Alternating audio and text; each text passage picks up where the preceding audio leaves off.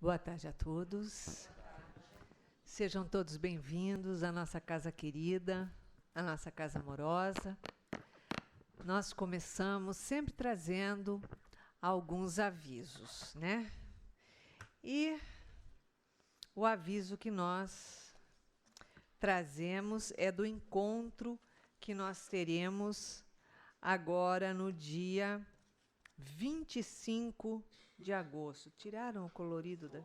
Outubro, agosto. É que eu li agosto na folha anterior, que era a respeito do Congresso.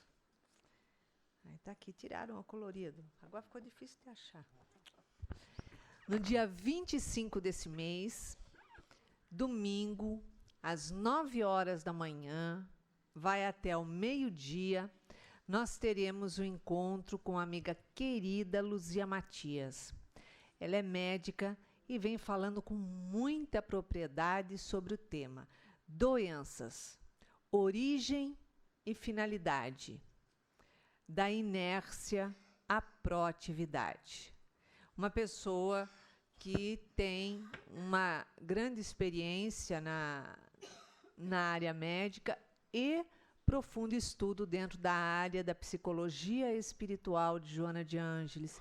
E ela vem trazendo a sua experiência também, porque ela passou por um quadro muito grave de câncer e, por ser médica, todo mundo olha e fala, né? Ah, você já sabe o que fazer, né? Você é médica, você sabe tudo como que é. Né? Então, não importa a nossa profissão, nós temos emoções, nós temos as nossas deficiências, as nossas fragilidades, as nossas carências, as nossas dificuldades, né? E nós precisamos trabalhar essas emoções e essas dificuldades. E este encontro que nós faremos, que vai ser nesse dia 25, ela vem falando qual a origem e a finalidade da doença, por que nós adoecemos, o que acontece, né, em nossa vida que o corpo expressa inúmeras doenças, como cânceres e outras doenças autoimunes, enfim, outras doenças, outros quadros graves, né?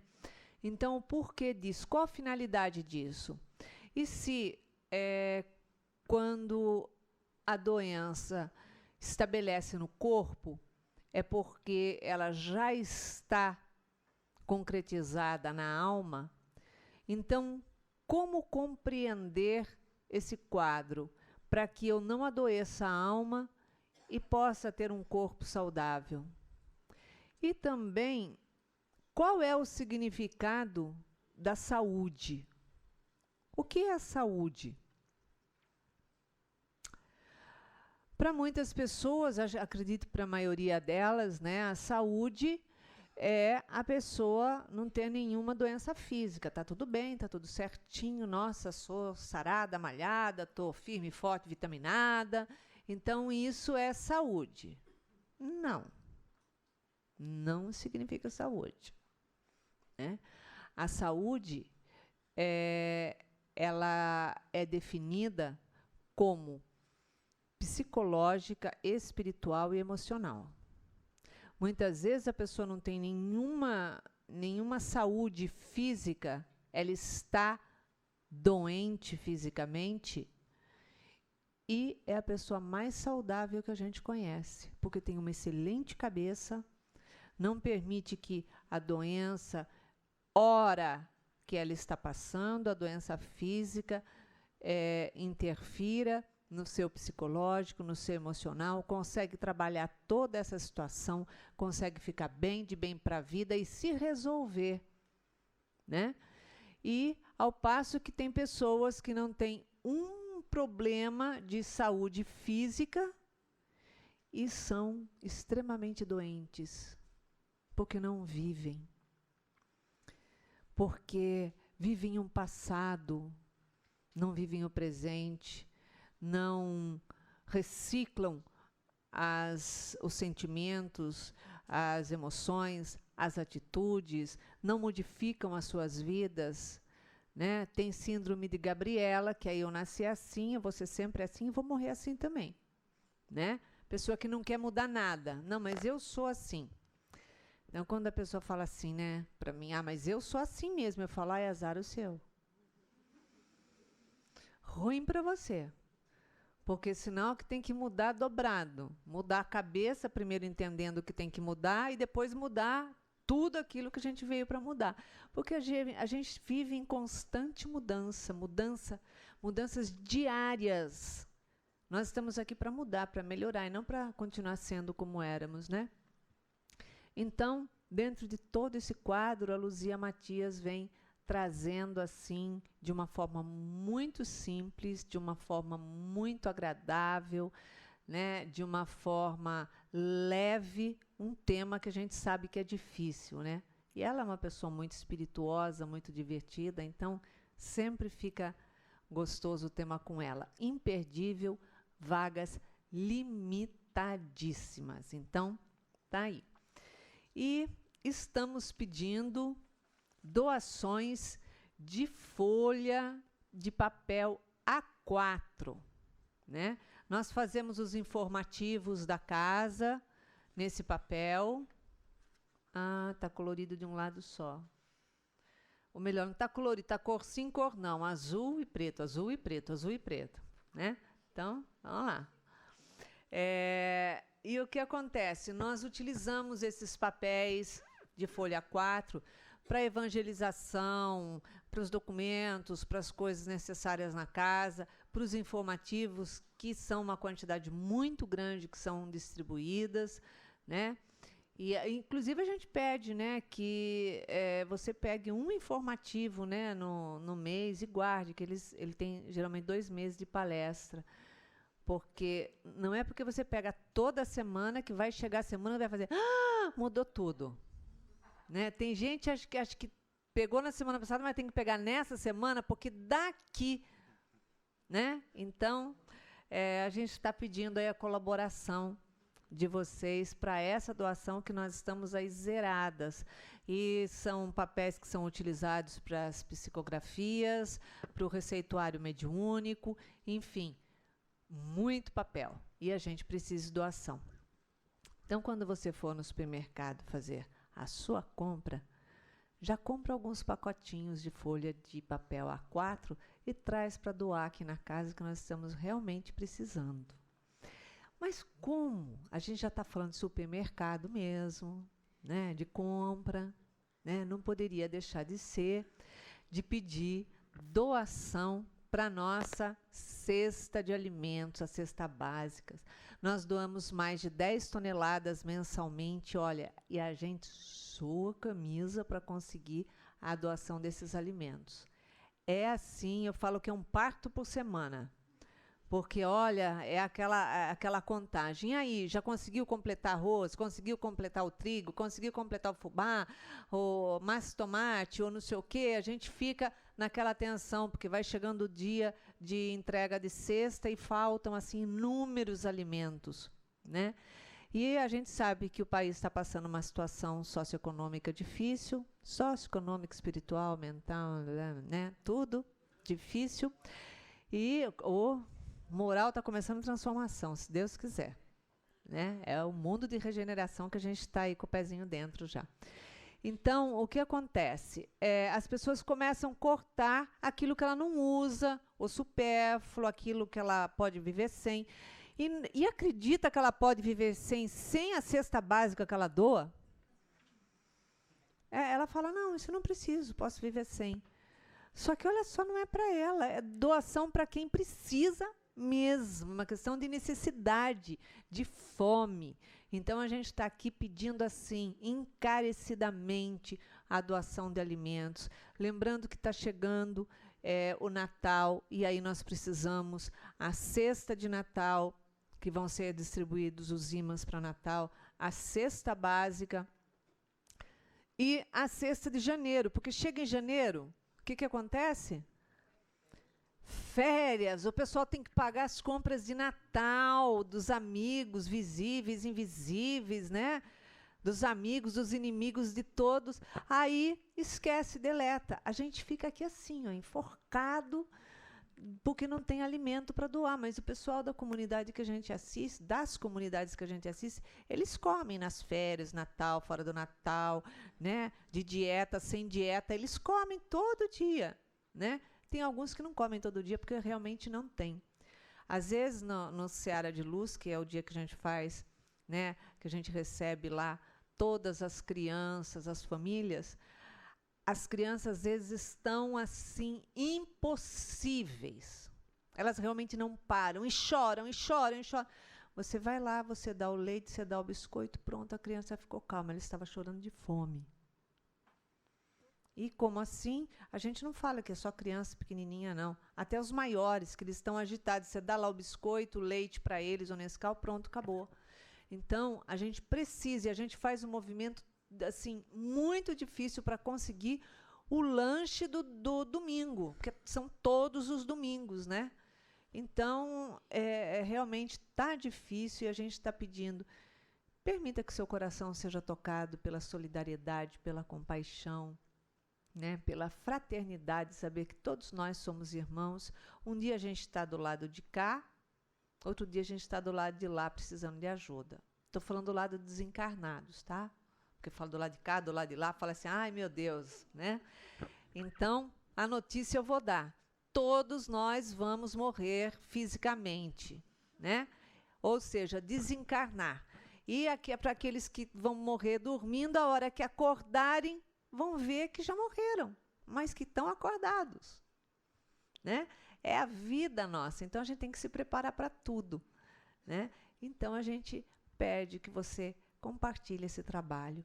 E estamos abrindo vagas para novos evangelizadores na casa e vai ter um curso de evangelizador, um curso preparatório para evangelizador, e você pode se inscrever na secretaria, tá? Então é isso aí. E hoje nós estamos recebendo a Larissa Chaves,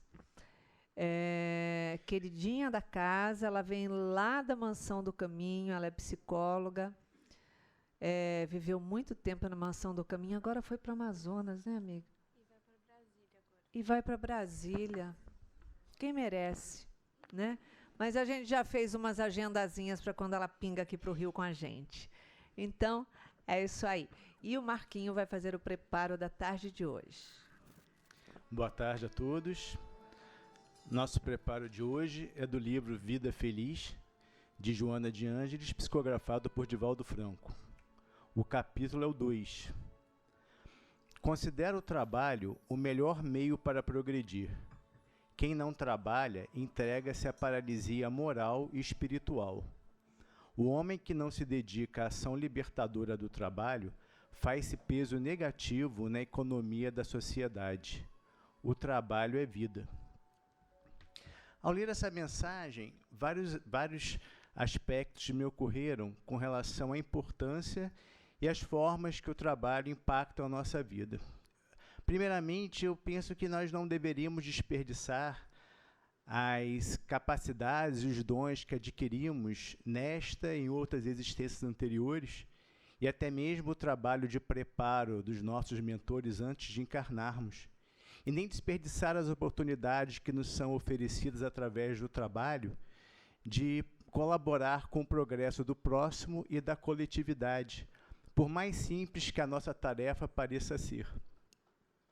Além disso, o trabalho nos dá uma oportunidade de conviver com chefias, subordinados, colegas, uma grande riqueza de variedade de perfis de pessoas, com suas diferentes personalidades, valores, formas de se relacionar. E, com isso, nós usufruímos de uma grande quantidade de experiências e desafios diários que aqueles que não trabalham não podem usufruir com a mesma intensidade. Mesmo aqueles que não precisam trabalhar, por exemplo, dispor de uma situação financeira mais confortável, podem usufruir dessa experiência através dos tantos trabalhos voluntários existentes e tão carentes de trabalhadores. Nesse caso, então, o trabalho ainda nos dá uma vantagem adicional, que ele colabora em muito com o nosso progresso espiritual.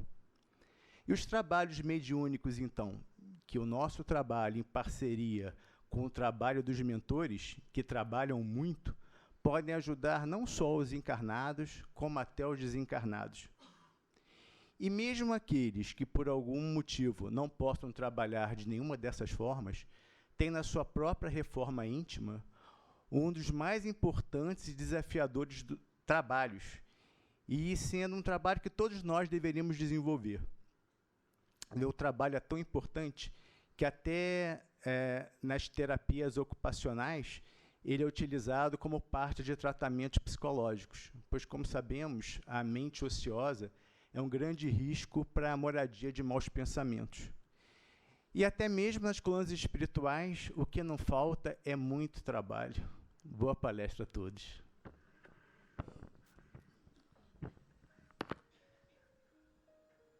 Jesus, nosso mestre, nosso amigo, nosso orientador maior, que nos acolhe neste ambiente de paz,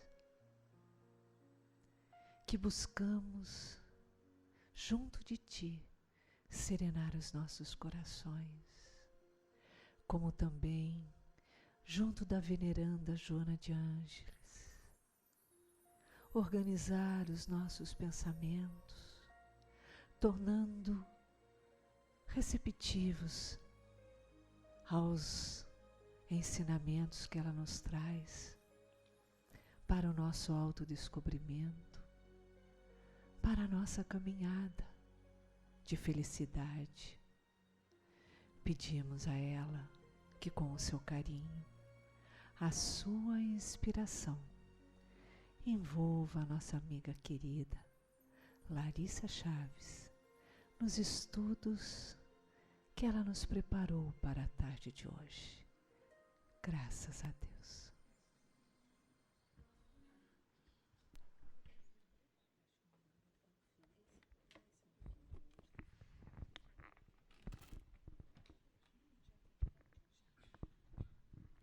Boa tarde a todos. É com muita alegria que retornamos a essa casa abençoada. Muitos podem achar que hoje é o primeiro dia que eu venho aqui, mas eu vim em um outro horário. Então, espero que essa energia de paz e de tranquilidade que certamente todos estamos sentindo agora permaneça, mas que ela não nos dê sono, certo? Vamos ficar na paz e na tranquilidade, mas com energia, com vigor.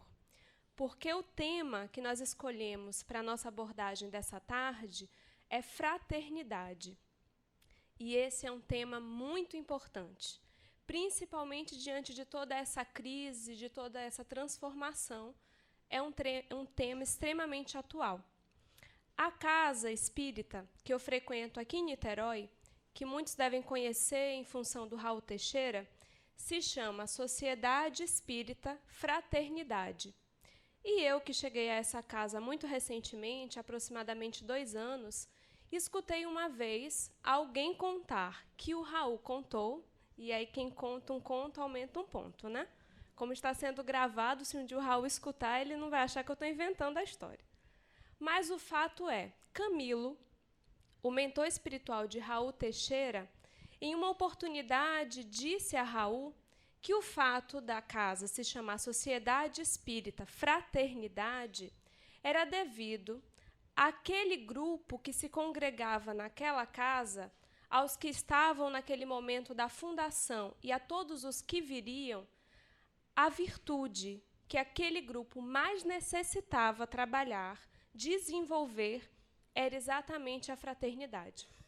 Então, o nome da casa, sendo Sociedade Espírita Fraternidade, de certa forma lembraria constantemente a todos os participantes daquela casa a necessidade de trabalhar e desenvolver a fraternidade. Então, pode ser que aqui, na casa de Joana de Ângeles, vocês não estejam assim tão necessitados de fraternidade quanto os meus companheiros da Sociedade Espírita Fraternidade. Caso vocês não necessitem, vocês levam assim as informações e contam para alguém que necessite.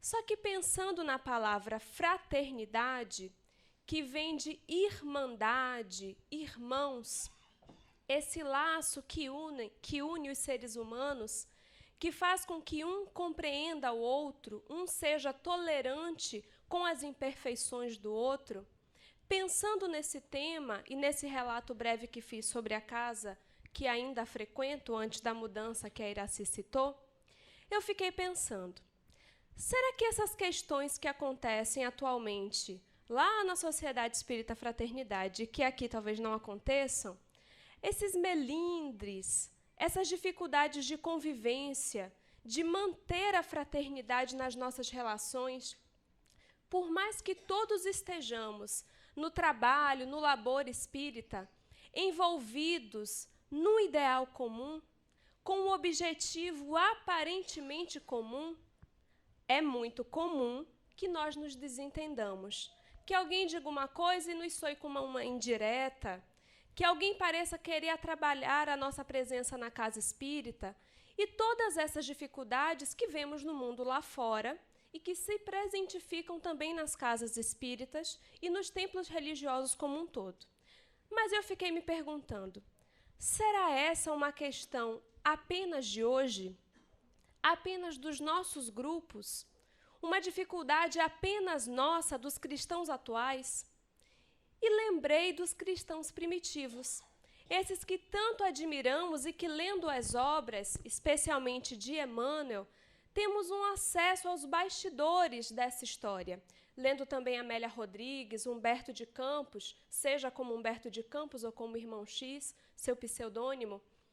E fiquei, então, com o objetivo de fazer uma certa busca de informações acerca da convivência desses cristãos primitivos. E como se nós fôssemos compartilhar essa busca, que é muito extensa, precisaríamos ficar aqui até a palestra da noite, e não seria suficiente, eu escolhi um discípulo em especial. E esse discípulo foi escolhido porque num workshop lá em Salvador, de Divaldo Pereira Franco, quando ele falava de uma obra recém-publicada na época de Amélia Rodrigues, ele chamou, se alguém aqui na época pôde acompanhar pela televisão, porque foi transmitido pela televisão, não pela internet, vai lembrar do que eu estou falando.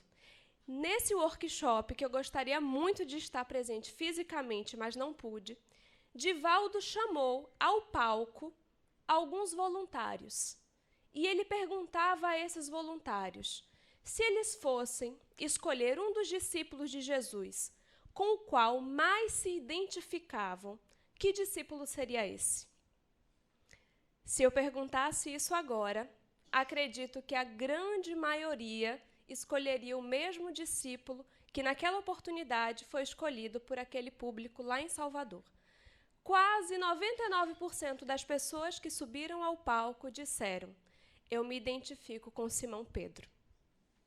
Alguns disseram assim: olha só, eu admiro muito João Evangelista, é o que eu mais amo, mas de me identificar mesmo, eu me identifico com Simão Pedro.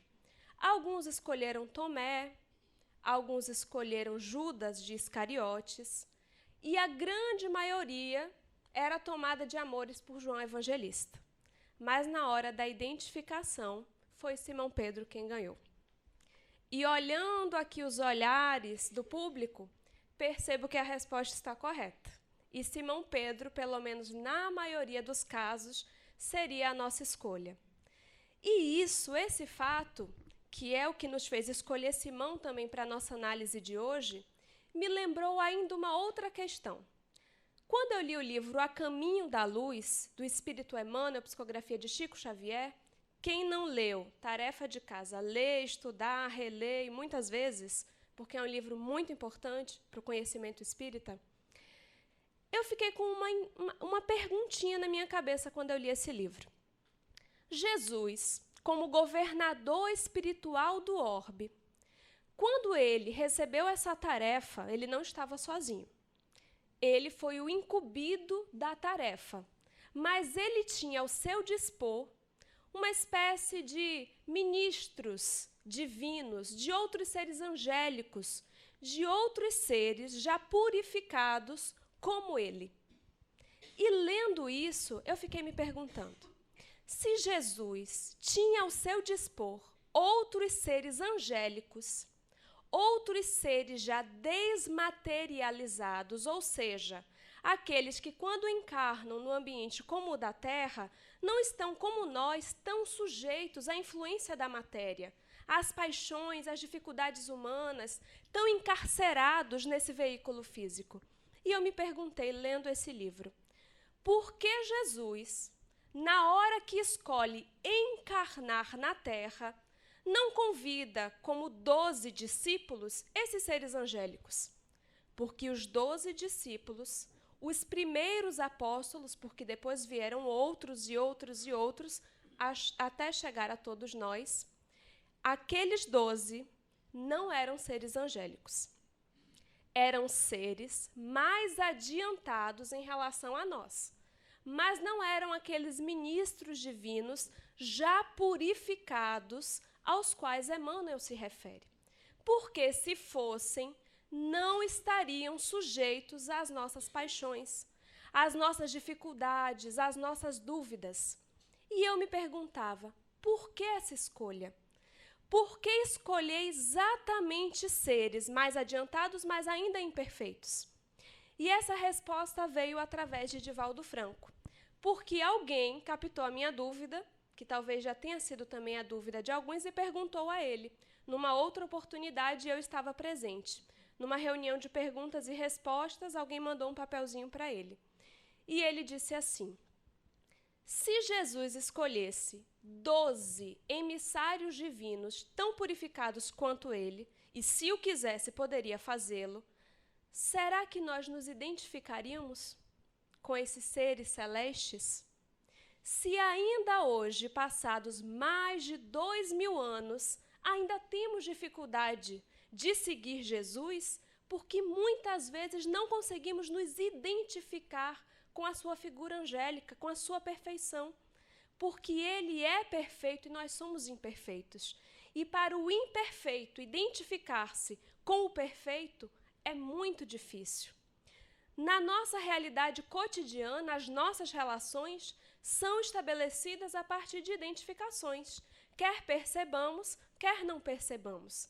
As pessoas que mais gostamos e que escolhemos para a nossa convivência, que dizemos serem os nossos melhores amigos, as pessoas que mais gostamos, muitas vezes são pontos de identificação que temos com essa pessoa, de características que são nossas, de desejos que são nossos, pontos de ligação, pontos em comum, que podem ser conscientes ou inconscientes. E da mesma forma, isso eu até falei na outra palestra que fiz aqui sobre o perdão, existem pontos negativos em nós, que também podem estar inconscientes, que vemos no outro, não gostamos, excluímos o outro da nossa vida e não percebemos que aquilo que estamos vendo no outro, com tamanha evidência e nos incomoda, é um ponto negativo que estamos refletindo. Pode até ser um defeito do outro, uma dificuldade do outro, mas é também uma dificuldade nossa. O fato é, Jesus, como Espírito perfeito, como governador espiritual do planeta Terra, escolheu para o trabalho da redenção humana seres humanos e não seres angélicos. Seres que tinham ainda imperfeições. E essas imperfeições, nos diz Divaldo Franco sabiamente, observando as imperfeições de cada um dos apóstolos, temos uma espécie de arquétipo de toda a humanidade, para que todos os encarnados tivessem a oportunidade de identificar-se com algum dos apóstolos, se não com Simão Pedro, com algum dos outros. E aí nós vemos o conflito de Simão o Zelote, que não é o mesmo Simão Pedro, em relação à sua idade, acreditando não ser mais capaz de agir, de fazer, de contribuir. E vemos tantos companheiros, por exemplo, na Seara Espírita, com o mesmo conflito, passados mais de 2000 anos. sentindo-se incapazes de contribuir, acreditando que não tem mais nada o que fazer pela idade avançada. E assim temos outros discípulos com um conflito contrário, pela idade ainda muito tenra, e com as dúvidas por não ter a experiência, a pouca credibilidade dos mais velhos por eles serem tão novos. E assim, entre cada discípulo, um a um, vamos encontrando características que são nossas. E é por isso que nós escolhemos Simão Pedro. Mas quem é Simão Pedro? Quem é Cefas, pedra, aquele que foi escolhido no momento inicial por Jesus? E nesse livro, que aproveito para fazer a propaganda dele, Vivendo com Jesus, de Amélia Rodrigues, é uma das obras mais recentes de Amélia Rodrigues. Já tem um tempo que foi publicado, mas é uma das mais recentes. Nesse livro, ela tem um capítulo dedicado a Simão Pedro. E ela fala um pouco da personalidade dele. E ela nos diz: Simão Pedro nasce em Betsaida e cresce em Cafarnaum. Grande parte da sua vida ele passa em Cafarnaum, nas margens daquele lago que nós conhecemos como Genezaré ou Mar do Tiberíades, que é a mesma coisa, onde Jesus fez grande parte das suas pregações. E ela nos diz: a família de Simão Pedro foi toda de pescadores. E quando teve a oportunidade de escolher, ele não titubeou. Pensou que seria também um pescador. Era desses homens simples, de poucas palavras, que alguns poderiam dizer um homem rude, um homem, às vezes, um pouco impaciente, com muito falar de outras pessoas. Ele não era muito de frequentar o sinédrio e as pregações. Quando ia, não se pronunciava, apenas assistia, e não entendia muito toda aquela discussão, não entendia nem muito o que os doutores da lei estavam falando, mas, como um cumprimento de ritual, ele ia, fazia a sua parte. A sogra morava com ele, e nós vemos que isso talvez fosse uma certa questão, porque isso aparece repetidas vezes, e é também um grande ponto de identificação para muitos de nós. E segundo Amélia Rodrigues, apesar de ser casado, ele não teve filhos.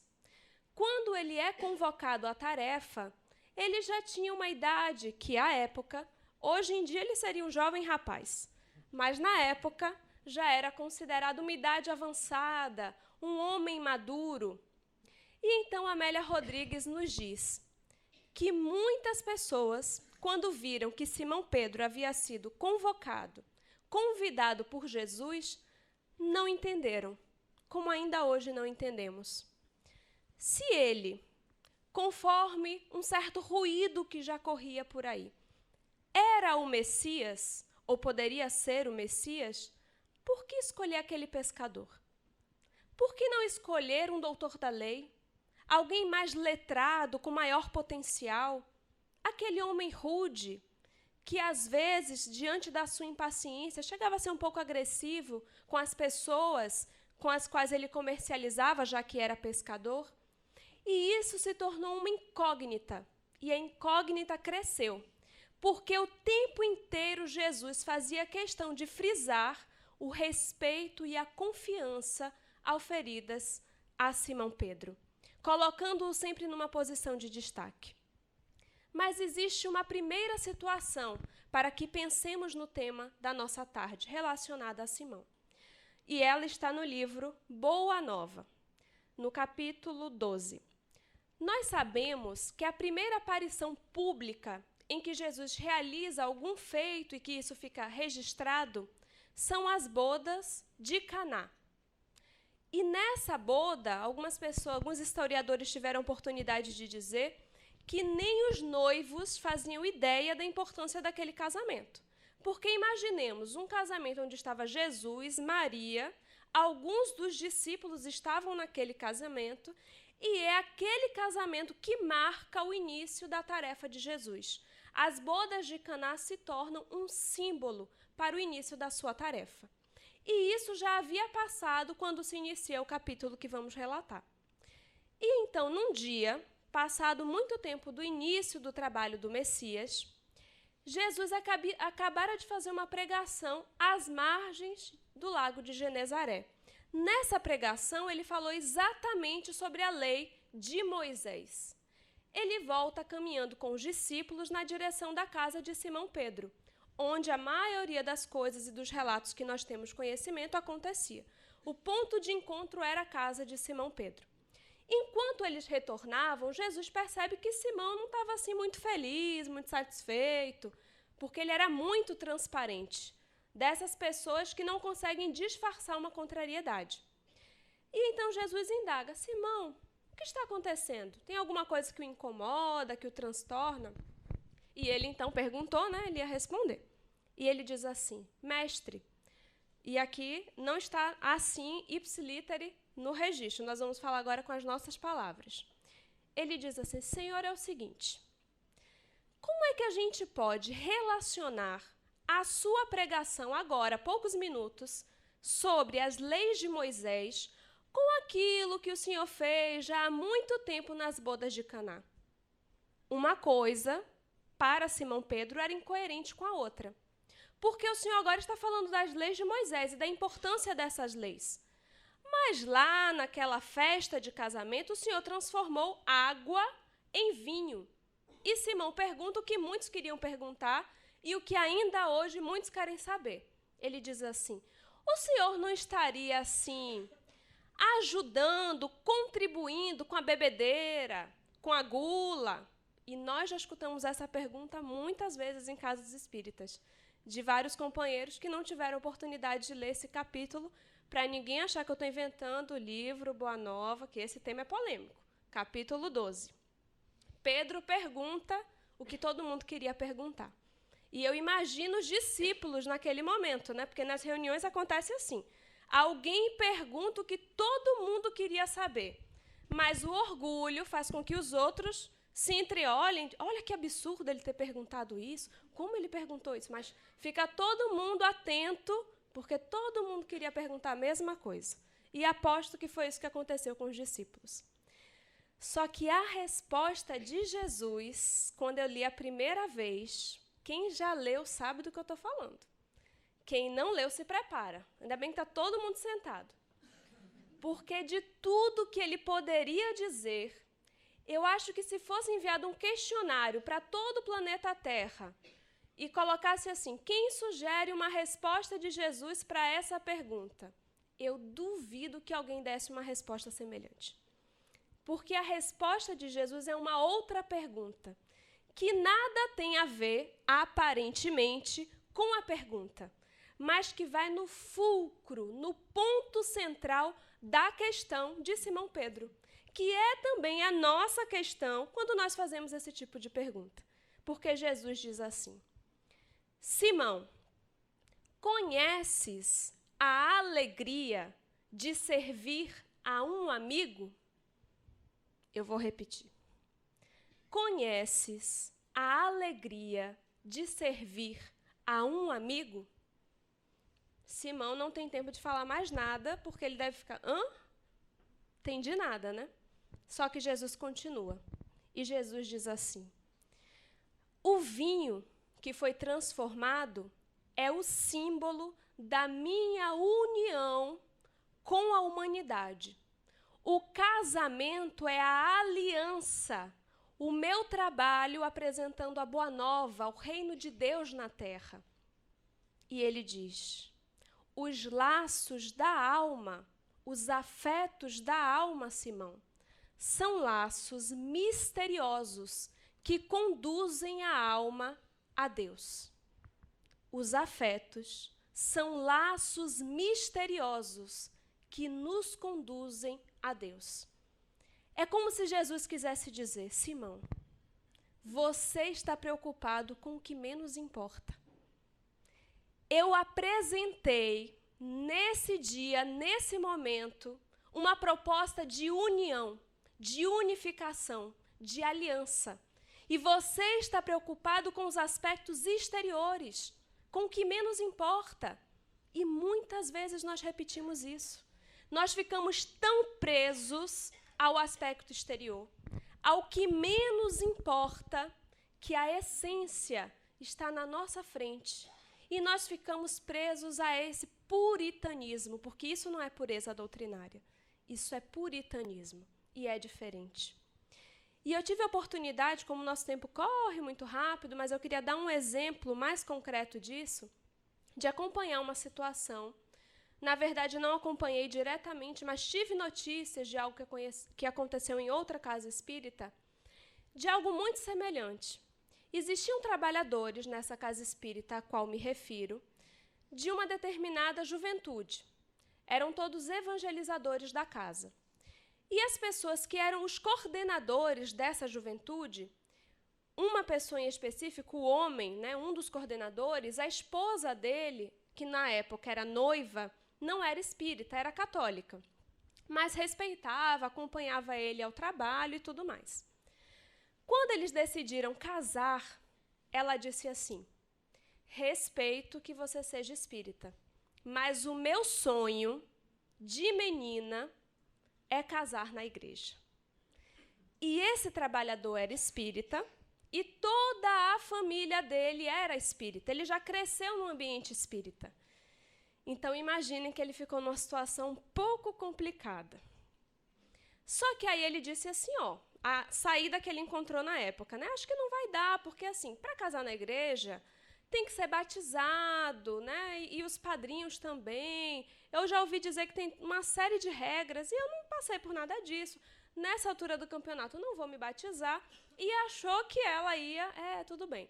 Só que ela buscou o padre da paróquia onde ela queria casar, e o padre disse, não tem problema, podemos abrir uma exceção, ninguém precisa ser batizado, conversarei com todos. E na cerimônia, eu inclusive vou dizer que o noivo é espírita e que estaremos respeitando a decisão, mas que o desejo da noiva, enquanto membro da igreja, da paróquia, de casar na paróquia vai ser respeitado. Então, ela encontrou um padre de mente muito aberta, né? O que já é, em algumas paróquias, difícil de acontecer, porque eu já presenciei outros casos em que realmente não foi possível. E quando isso volta para ele, ele ficou numa saia ainda mais justa do que fazer. E preocupado, inclusive, com a posição dele à frente de um trabalho de mocidade, o que os jovens iriam achar, que exemplo ele estaria dando, e tudo o mais conforme Simão Pedro, né? Todas essas partes que... Porque ninguém estava se perguntando, eles se amam, né? E essa união, ninguém estava preocupado com isso, mas o que os outros iam achar e todas essas questões. O que aconteceu? Ele casou na igreja, o padre fez o que ele tinha prometido, inclusive disse que era, pediu para levantar a mão quem era espírita, e metade da igreja era de espíritas e tudo mais. Aparentemente tudo certo, né? Jesus foi lá, transformou a água em vinho, aparentemente tudo certo. Saiu todos os convidados felizes, tudo ok. Só que as fotos do casamento vazaram na internet, porque eles tentaram abafar a cerimônia para que ninguém soubesse e tal. Só que as fotos vazaram. Alguém que estava lá tirou e publicou no Facebook e tudo mais. Resultado: esse trabalhador, coordenador de juventude, foi chamado nessa casa espírita por outros responsáveis maiores, né, diretores, pessoas com um cargo maior na casa, questionando o comportamento dele. E na época foi dito a esse trabalhador: a sua escolha em casar na igreja criou uma brecha espiritual nos nossos trabalhos. E aí eu lembro da pergunta de Simão Pedro: mestre, como conciliar o seu ensino de alguns minutos atrás sobre a lei, cumprimento da lei, com o que você fez lá nas bodas de Caná? É como se estivesse sendo perguntado a esse trabalhador: como é que você está aqui falando de espiritismo, né? Que a gente não precisa de rituais e tudo mais, mas você casou na igreja. É a mesma situação com roupagens diferentes. Qual foi a resposta de Jesus? Simão, conheces a alegria de servir a um amigo? Alguém se perguntou da alegria daquela esposa, tendo o seu sonho cumprido? Da frustração que ela passaria? Porque ela não era espírita, ele era espírita. E a doutrina espírita é uma doutrina de libertação, que esclarece consciências e não cria novos dogmas. Porque proibir que alguém entre numa igreja, assista um sacramento ou coisa do tipo, é criar um novo dogma. Uma nova cisânia, uma nova divisão. E isso é muito distante do espírito de fraternidade. Porque Allan Kardec, na Revista Espírita, teve a oportunidade de dizer que aguardava que naqueles grupos, naquelas reuniões espíritas, aparecesse o muçulmano espírita, o judeu espírita, o protestante espírita. Porque o nosso objetivo, e não é Larissa que está dizendo, é o codificador, que há poucos dias fez aniversário, que o objetivo não é converter ninguém, não é obrigar que aqueles que se identificam com a proposta abram mão, abandonem aquilo em que acreditavam. Isso é uma proposta individual. Existem pessoas que vão dizer, não quero mais ir ao que eu frequentava, quero agora só ir à doutrina espírita. E ok, existem pessoas que vão dizer, algo em mim ainda necessita daquele outro ambiente. E quem somos nós para julgar a quem quer que seja? Para dizer esse é o melhor caminho, aquele é o melhor caminho, se o nosso codificador nos disse que todos os caminhos que elevam o homem chegarão no mesmo ponto. E existem pessoas que estão num caminho aparentemente mais rápido, porque a mensagem é direta na doutrina espírita, não há dúvida, o esclarecimento é constante, e que ficarão dando voltas na doutrina espírita, por estarem mais preocupados com o que menos importa, como Simão naquele momento. Mas existe uma outra passagem, que podemos também transpor aos nossos dias. E também está no livro Boa Nova, só que agora no capítulo 10. Nós sabemos que Jesus nasceu em Belém, mas cresceu, passou grande parte da sua vida em Nazaré. Ok. Só que como acontece também muito constantemente, como ele mesmo teve a oportunidade de dizer, e está anotado em um dos evangelhos, o profeta não consegue realizar grandes feitos na sua própria terra. E assim também, quando observamos esses grandes mártires, esses vultos que admiramos, percebemos que, tal qual uma luz, imaginemos, quem será que está enxergando melhor esse copo? Eu ou ela que está sentada aqui na minha frente? Quando eu coloco algo muito próximo da minha visão, eu sou quem menos enxerga. Às vezes, alguém que está mais distante consegue observar melhor. E assim acontece frequentemente. Então, vemos pessoas admiráveis, e quando vemos a história, a família, os vizinhos, as pessoas mais próximas, como Chico Xavier, por exemplo, Divaldo, isso também aconteceu, às vezes as pessoas mais próximas são as que não compreendem a proposta, não compreendem a mensagem, ao invés de estimular, são aquelas que colocam para baixo, que tentam derrubar, e a gente olhando de fora diz, meu Deus, essa pessoa não sabe com quem ela estava convivendo. Eu olho a história de Chico e penso assim, meu Deus do céu, imagina, os familiares incomodados com o trabalho dele. Ele foi para Uberaba, não é porque um dia ele acordou e falou assim, vou para Uberaba. É porque em Pedro Leopoldo ele estava incomodando a paz da cidade. Imaginem, Chico Xavier atrapalhando a paz da cidade. Hoje, muitos devem olhar e dizer assim, que oportunidade desperdiçada. Mas com Jesus aconteceu a mesma coisa. Aqueles que observaram Jesus criança, com o pai José na carpintaria, que inclusive chamavam Jesus de o carpinteiro, por terem observado Jesus trabalhar com seu pai, estavam como esse copo, tão perto que não conseguiam enxergar. Então, nesse livro Boa Nova, nesse capítulo, Humberto de Campos nos relata que em Nazaré foi o local onde Jesus conseguiu realizar, quando iniciou seu ministério, menos feitos. Foi o lugar de maior conflito, de maiores críticas, de maior dificuldade do seu trabalho.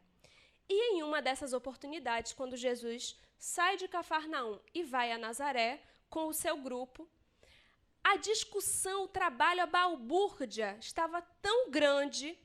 Os discípulos de Jesus, especialmente Simão Pedro e Filipe, discutiam com as pessoas na rua, no sinédrio, com os doutores da lei, com os comerciantes, queriam defender Jesus.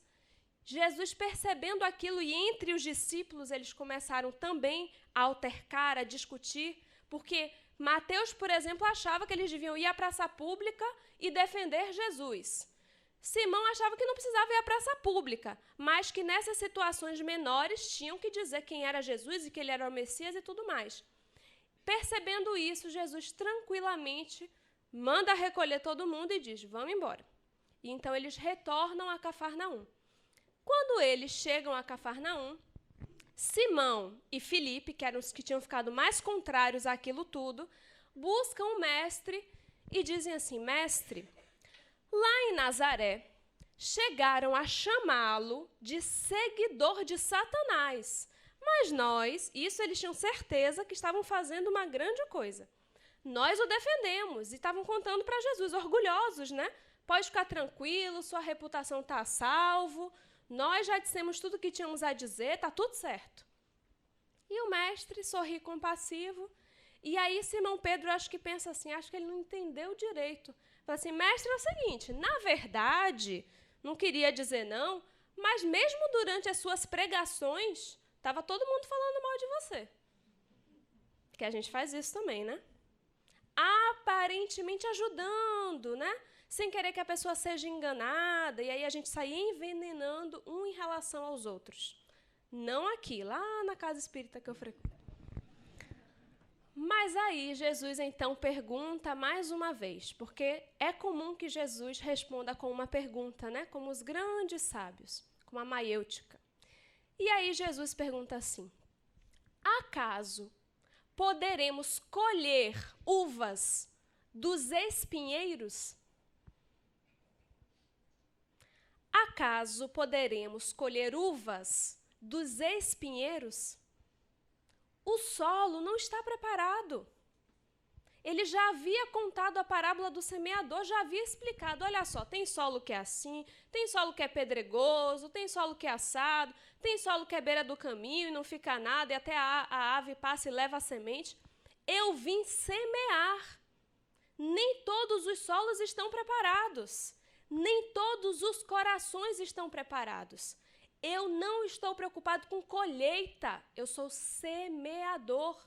A colheita é para depois.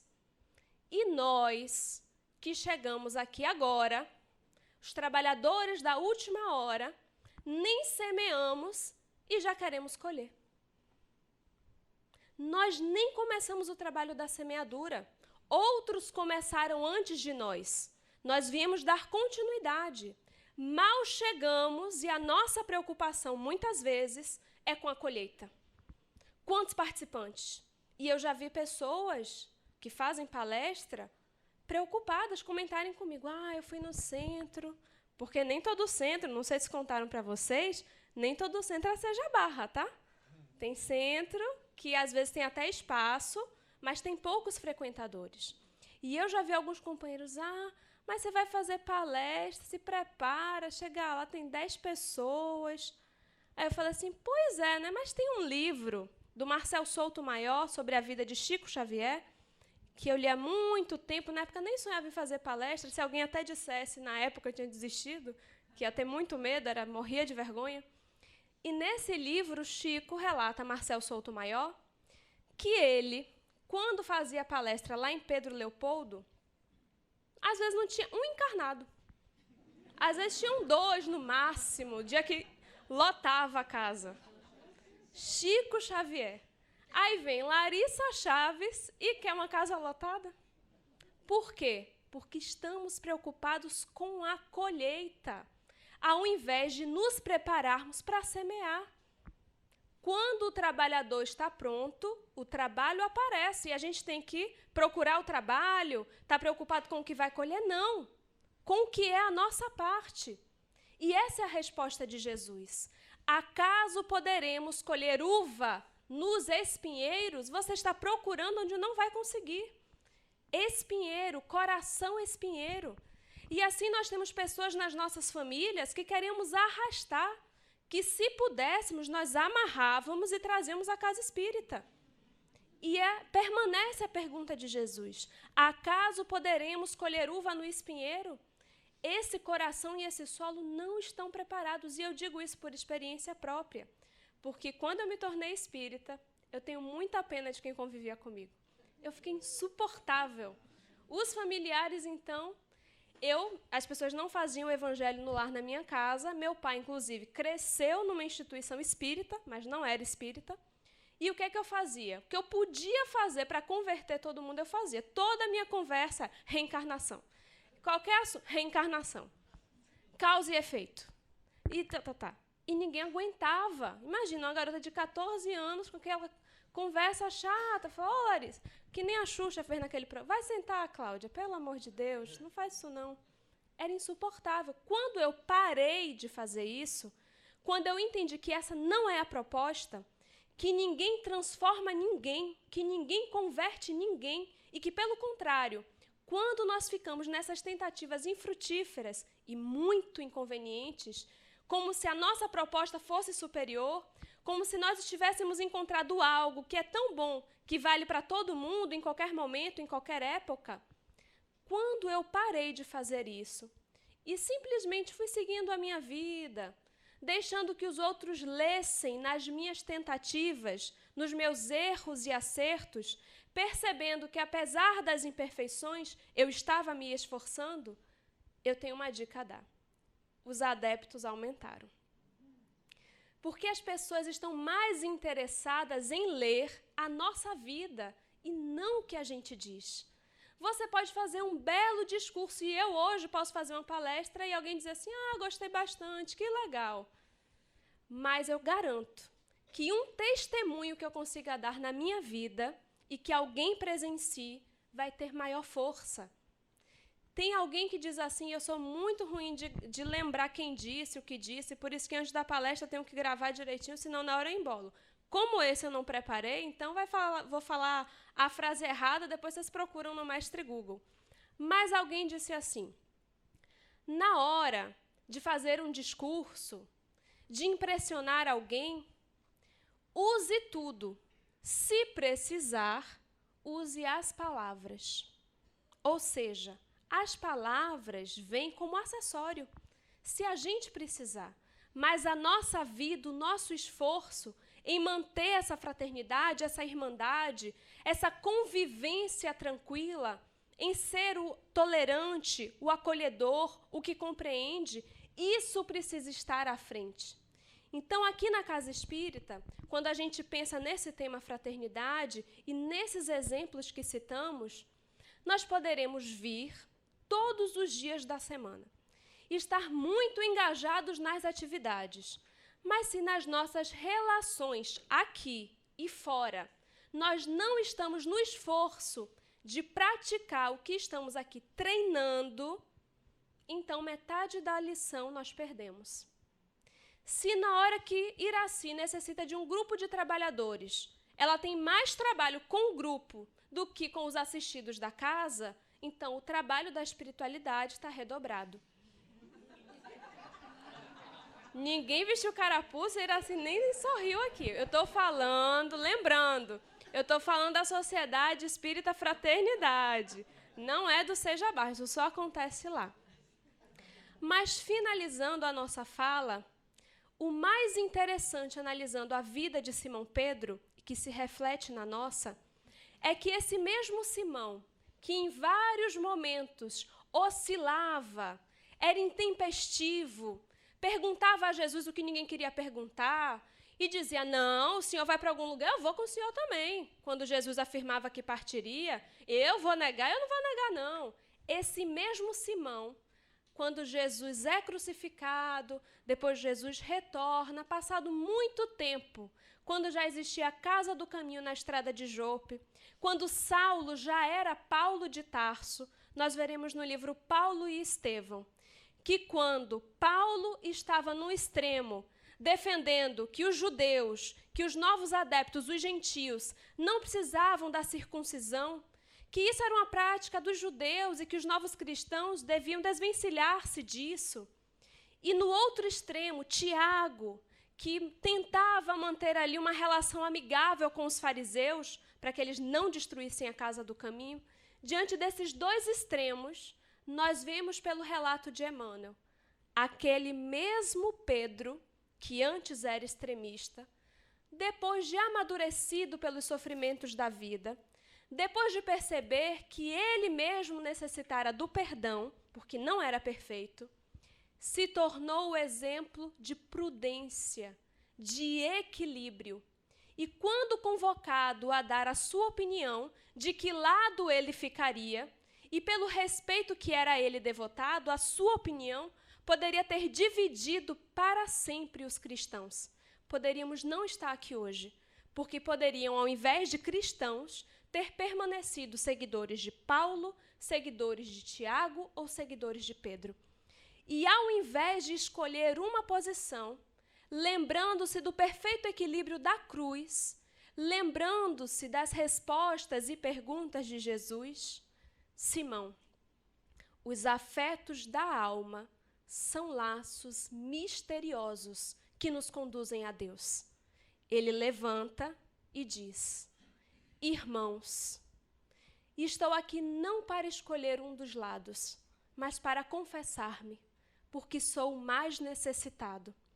Se alguma coisa fiz contra os novos adeptos, se alguma coisa fiz contra os novos companheiros, os novos cristãos, ou se alguma coisa fiz contra os antigos cristãos, é devido à minha imperfeição, porque, como todos sabeis, já fui capaz até de negar ao Cristo.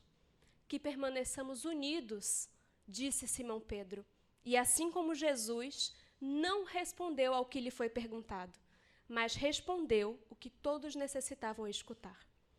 E finalizando a nossa fala, tentando manter esse clima de união, de fraternidade nas nossas vidas, nas nossas relações diárias, dentro e fora da casa espírita, tem uma música, não se preocupem, eu não vou cantar, ninguém precisa levantar correndo, que se chama Alegria Cristã, Hino da Alegria Cristã. Quem é da minha geração e que está aqui não deve conhecer, mas quem é de algumas gerações antes com certeza conhece. E eu acho essa música maravilhosa, é a minha preferida. Ela diz assim: somos companheiros, amigos, irmãos, que vivem alegres pensando no bem. A nossa alegria é de bons cristãos, não ofende a Jesus, nem fere a ninguém. A nossa alegria é bem do Evangelho, vibra e contagia da criança ao velho. Mesmo entre perigos, daremos as mãos, como bons amigos, como bons cristãos. Sempre ombro a ombro, sempre lado a lado, vamos trabalhar com muita alegria, pelo espiritismo mais cristianizado, pela implantação da paz e alegria. A nossa alegria é bem do Evangelho, vibra e contagia da criança ao velho. Mesmo entre perigos, daremos as mãos, como bons amigos, como bons cristãos. Paz a todos e muito obrigada.